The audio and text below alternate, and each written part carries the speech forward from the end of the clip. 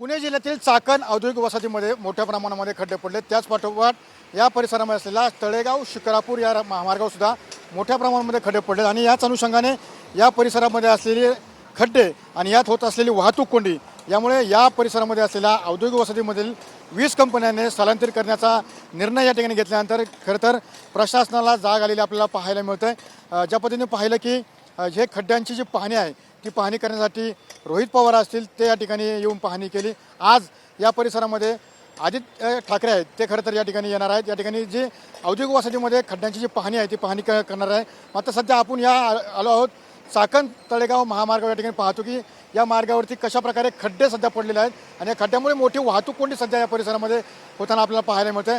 आज आदित्य ठाकरे येणार आहे आणि याचमुळे या परिसरात जे मोठमोठे खड्डे आहेत ते सध्या बुजवण्याचं काम या ठिकाणी सुरू असल्याचं चित्र आपल्याला पाहायला मिळतं.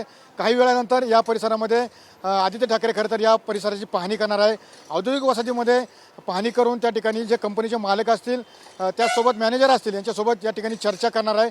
मात्र एकंदरीत परिस्थिती पाहतो की सध्या चाकण हा महत्त्वाचा विषय मानला जातो आहे, कारण की या परिसरामध्ये असलेले खड्डे आणि त्यात होणारी मोठी वाहतूक कोंडी आणि या परिसरामध्ये MIDC परिसरामध्ये ज्या पायाभूत सुविधा आहेत त्या पुरवत नसल्यामुळे या परिसरातून कंपन्या ज्या आहेत त्या हद्दपार होताना चित्र पाहायला मिळते. मात्र या कंपन्या हद्दपार होत आहे त्यामुळे या परिसरात सध्या या ठिकाणी पाहतो की कशाप्रकारे सध्या वाहनं आहेत ती वाहनं जाताना आपल्याला पाहायला मिळते. त्यामुळे या परिसरामध्ये मोठे अपघातसुद्धा होताना आपल्याला पाहायला मिळते आणि हे अपघात रोखण्यासाठी प्रशासन काय काळजी घेतं हे पाहणं महत्त्वाचं असणार आहे. मात्र आज आदित्य ठाकरे या ठिकाणी येतील, पाहणी करतील आणि या परिसरामध्ये असलेले जे कंपन्यांचे मालक आहेत त्यांच्यासोबत चर्चा करतील. मात्र यातनं काय तोडगा निघतो हेही पाहणे तितकंच महत्त्वाचं असणार आहे. कारण सुशांत राऊतसह मी सुनील दिगळे, TV9 मराठी, चाकण, पुणे.